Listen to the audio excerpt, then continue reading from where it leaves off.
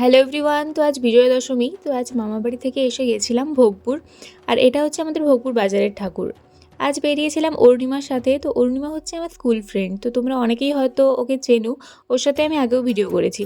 আর আমাদের মেন বেরোনোর কথা ছিল নবমীতে, বাট ওই দিন একটু সমস্যার জন্য আমরা দশমীতে বেরিয়েছিলাম। আর দশমীতে আমাদের এখানে বেশ ভালোই বৃষ্টি হয়েছে, কিন্তু এই বৃষ্টিতেও আমরা গেছিলাম। তো আমাদের দুজনেরই যাওয়ার ইচ্ছে ছিল, আর পুজোতেই শুধুমাত্র দেখা হয়, তো সেই জন্যই। তো তারপর একটু স্টেশনে গিয়ে আমরা গল্প টল্প করলাম। আর এইবারে দেখলাম কোদালিয়াতে বেশ ভালোই দোকান টোকান বসেছে, পুরো মেলার মতো। তো প্রত্যেকবারেই বসে, কিন্তু এতটা বসে না। তো দেখে বেশ ভালোই লাগলো। তারপরে বললো যে আমার একটা ভিডিও করে দে। তো ওর ভিডিও করে দিচ্ছিলাম, দেন চলে গেছিলাম মোমো খেতে। তো মোমোটা তো আমাদের একদমই ভালো লাগেনি, খুবই বাজে ছিল। দেখে টেস্টি লাগলেও এটা স্টাফিং একদমই ছিল না। তো যাই হোক, এটা হচ্ছে আমাদের কোদালিয়ার প্যান্ডেল। ভেতরে ঢুকে অনেক ছবি টবি তুলেছিলাম, কিন্তু তার কোনো ভিডিও করা হয়নি। তো তারপরে চলে গেছিলাম অরুণিমার বাড়ি।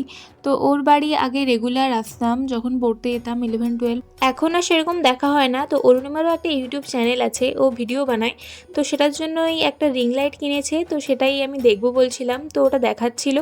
আর এখানে রিং লাইট জেলে আমরা এসব করছিলাম। আমরা এতটাই এক্সাইটেড হয়ে গেছি, তো আমরা ভেবেও নিয়েছি একটা ফটোশ্যুট করব। তো দেখা যাক সেটা কতটা কি করতে পারি, সবটাই তোমাদের সাথে শেয়ার করব।